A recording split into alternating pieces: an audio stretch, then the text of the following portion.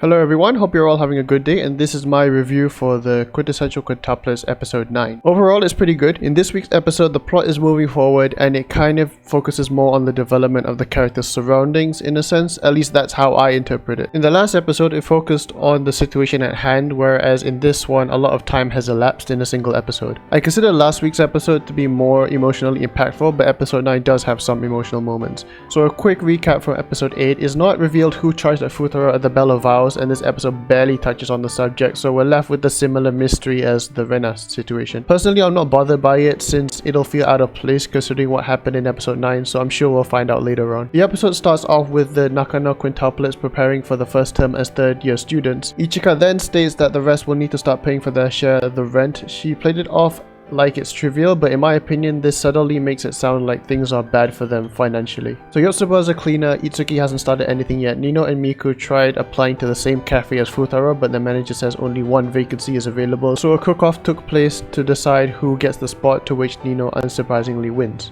Turns out the bakery across the street was hiring, so Miku ends up working there instead. Miku aims to develop her skills and become a version of herself that Futaro would love and appreciate, as opposed to trying to spend as much time with him as she can. So she's thinking of the bigger picture. So now we move into the first term of school, and it turns out the Nakanos are all in the same class, with Futaro as well. Many of the classmates were astonished to see how identical the Nakanos were, which I found it odd that they didn't come across them the previous year, but that could be because they were in different classes. Futaro sort of acts a bit antisocial, so I guess he's trying to keep a low profile as he always has been. Yotsuba enthusiastically volunteers for class rep even before the class briefing is done. Guess she's pumped for the new term already. She also handpicks Futaro to be the male class rep, surprise surprise, but I think she did that because she wants Futaro to be more socializing, which is quite kind of her. The rest of the class were a bit hesitant about it and thought the popular blonde guy in the back was gonna be picked. So cliche. Later, Miku personally asked Futaro for 5 wishes like the genie in the lamp concept, and he just answered without putting much thought into it. Turns out Miku and her sisters were planning something for his birthday, hence she tried to get some kind of idea of a present. I can kind of relate to the struggle of finding a present for someone you don't know much about, and it's not really easy to find out without the person knowing, especially if you're asking their interests all of a sudden. Many girls around the school were interacting a lot with Futaro, mostly because they want him to help distinguish the quintuplets, which made cute Miku a little jelly. She later asks Nino to find some more information about Futaro to help with their present hunting. I like how Miku entrusts Nino with this task. It shows her how mature she is, and she doesn't feel insecure about Futaro interacting with the rest of her sisters despite knowing how they feel.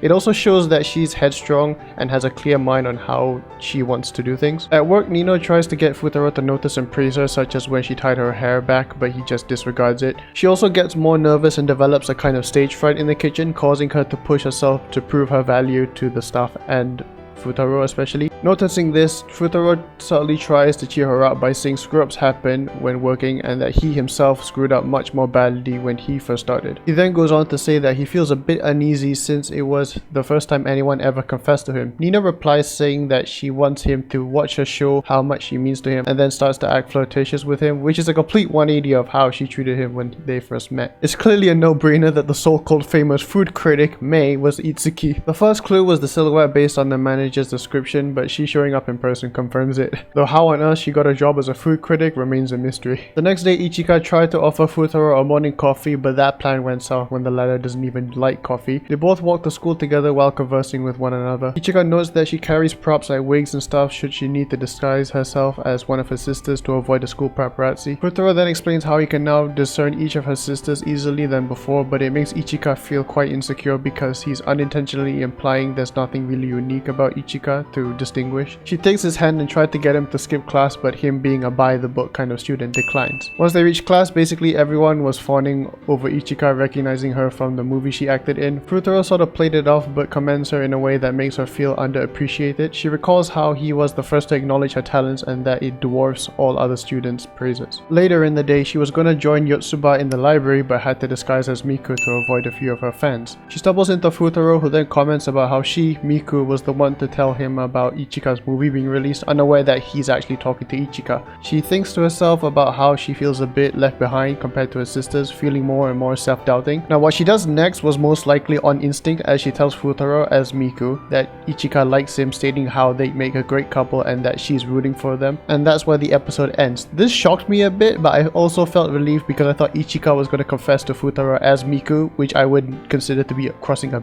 big line, but she ended up going a different route, which I think is interesting and actually clever. Her doing that will get Futaro to sort of take his eyes off Miku and focus more on Ichika and Nino. So now Nino, Miku and Ichika sort of stand at an equal level in terms of how they aim to get Futaro's attention, with Nino being direct and flirtatious, Ichika taking an indirect approach, and Miku trying to meet Futaro's potential girlfriend qualities. And that's a wrap for this review. Thank you for watching. I hope you enjoyed it. Leave your thoughts of the episode down below. Just don't give any spoilers for the manga or any future plot details. And have a good day. Take care and bye.